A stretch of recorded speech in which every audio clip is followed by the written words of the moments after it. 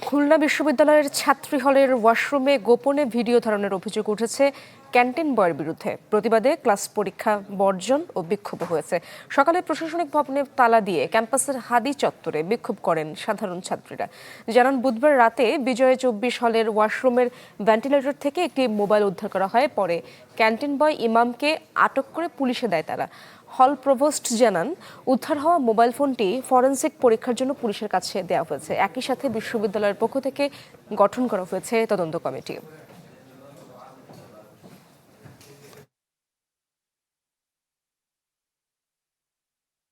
নগদ নিয়ে এলো হার না মানা হার অফার। সর্বনিম্ন 10,000 টাকা রেমিটেন্স নগদে পাঠালে থাকছে স্বর্ণের হার জেতার সুযোগ।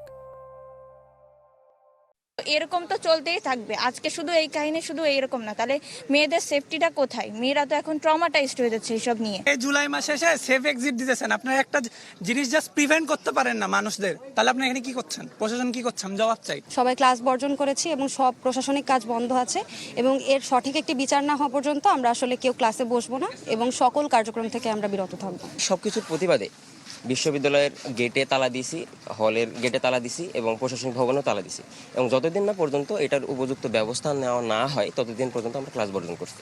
আমরা একটা তদন্ত কমিটি আমরা অভ্যন্তরীণ করে দিয়েছি। সেই তদন্ত কমিটিকে বলা হয়েছে 3 দিনের মধ্যে একটা তদন্ত প্রতিবেদন দেওয়ার জন্য, যেটা আমরা প্রশাসনকে হস্তান্তর করব এবং সেটার বেসিসে প্রশাসন ইন্টারনালি ব্যবস্থা নেবেন।